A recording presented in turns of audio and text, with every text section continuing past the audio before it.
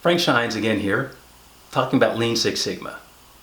Before we get to the methods and tools, we're going to provide a little bit of historical context. Where does Lean and Six Sigma actually come from? And where is it headed?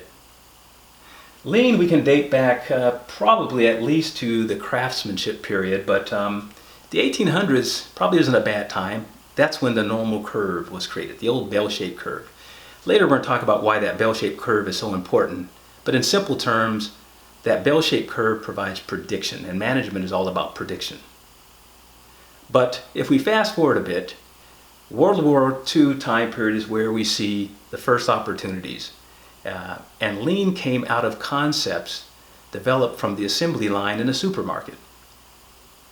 That assembly line was viewed by the Japanese who came here to the United States after World War II.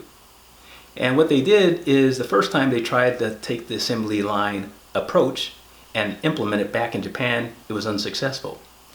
Later they came back, Taiichi Ohno, and he saw that if we take the concept of the supermarket, when he visited a supermarket, he saw people pulling things off the shelf and it being replaced.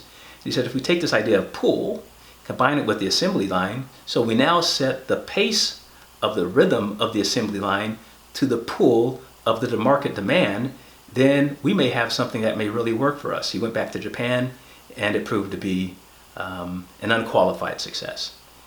Those concepts is really kind of what brought us into the post-World War II period. From that time forward, Motorola, Dr. Michael J. Harry, a former military person like myself, he went and worked with Bill Smith out at Motorola University in Arizona, and they developed the concept of Six Sigma. And Six Sigma, which really stands for, number of errors or defects, it's roughly about 3 million, for a million opportunities for an error, only 3.4 things go wrong. So that's pretty high quality, right? If only 3 out of a million things go wrong.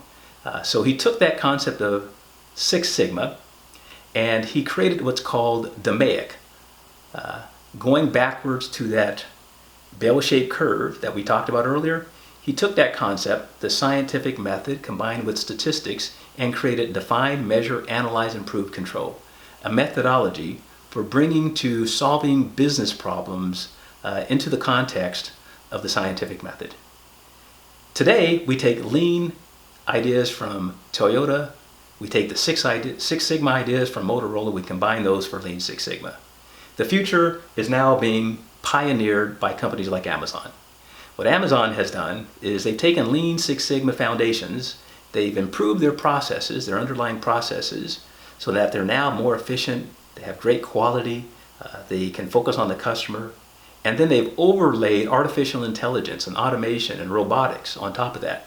So it's almost like Lean Six Sigma on steroids. Machine learning, deep learning, and artificial intelligence are now merging with the methods and foundations of Lean Six Sigma. We're next going to turn our attention to some of the methods. Thank you.